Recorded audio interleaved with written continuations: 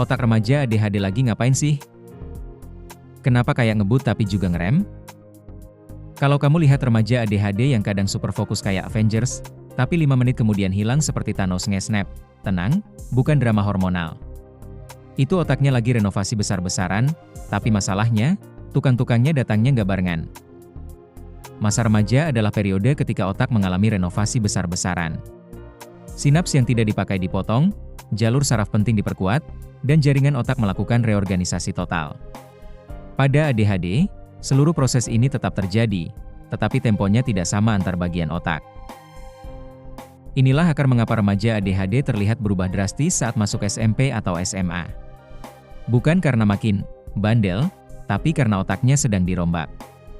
Masalahnya, beberapa bagian renovasi selesai cepat, yang lain tertinggal, sehingga kolaborasi antar sistem jadi kacau. Korteks prefrontal, PFC, adalah pusat eksekutif otak, pengatur fokus, pengambilan keputusan, pengendali impuls, dan perencana masa depan. Pada remaja ADHD, PFC adalah bagian yang paling terlambat matang, pruningnya lambat, mielinisasi terlambat, dan dopaminnya kurang stabil. Akibatnya, ketika remaja butuh fokus panjang, PFC belum siap.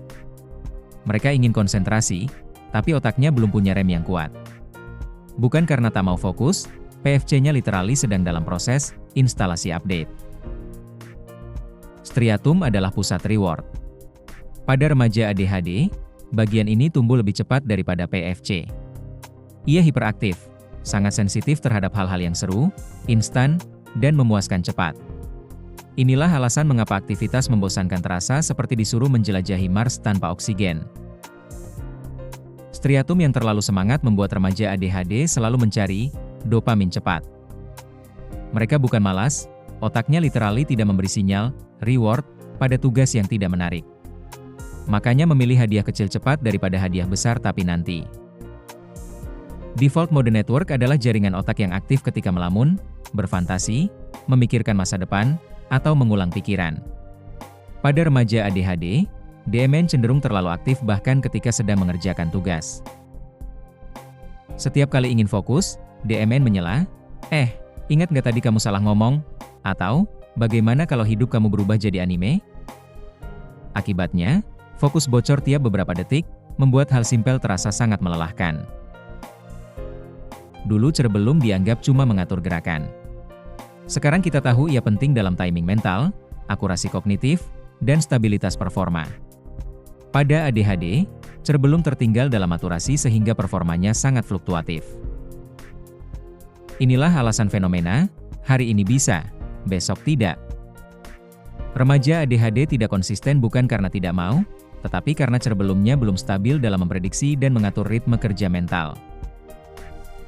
Pada remaja ADHD, terjadi ketidaksinkronan besar antara 4 jaringan utama, PFC lambat, striatum ngebut, DMN mengganggu, dan cerebellum tidak stabil. Inilah yang disebut developmental desynchronizatin. Jadi bukan cuma satu bagian otak yang bermasalah, tapi seluruh sistemnya tidak sinkron. Mereka seperti 4 musisi yang main lagu yang sama, tapi masing-masing pakai tempo berbeda. Saat masuk remaja, tuntutan hidup meningkat drastis. Sekolah makin sulit, pekerjaan rumah makin banyak, emosi makin intens, hubungan sosial makin kompleks. Masalahnya, inilah fase ketika PFC paling belum siap. Striatum dan DMN sedang overaktif. Akibatnya muncul impulsivitas tinggi, fokus bocor, emosi meluap, dan perilaku berisiko meningkat. Penelitian jangka panjang menunjukkan sebagian besar remaja ADHD mengalami perbaikan besar ketika memasuki usia dewasa muda. PFC akhirnya mengejar, striatum menjadi lebih stabil, dan DMN lebih terkendali. Fenomena ini disebut catch-up development. Otak mereka memang terlambat, bukan rusak. Dan saat jalur-jalur penting mulai tersinkron, banyak fungsi eksekutif meningkat drastis. Intervensi multimodal adalah standar emas.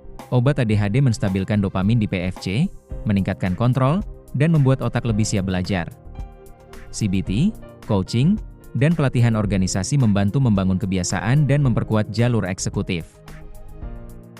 Lingkungan yang terstruktur, jadwal yang jelas, dan dukungan emosional terbukti mempercepat maturasi otak.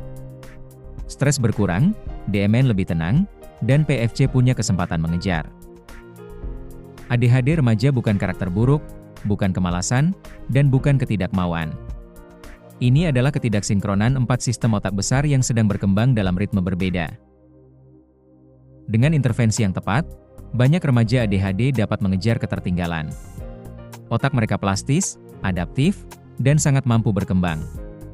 Mereka bukan rusak, mereka hanya berkembang berbeda. Di video selanjutnya, kita bongkar bagaimana terapi, obat, CBT, coaching, secara langsung mengubah konektivitas otak remaja ADHD. Klik save, share, dan subscribe supaya lebih banyak orang tua, guru, dan remaja paham bahwa ADHD bukan masalah moral, tapi masalah sinkronisasi otak yang bisa diperbaiki.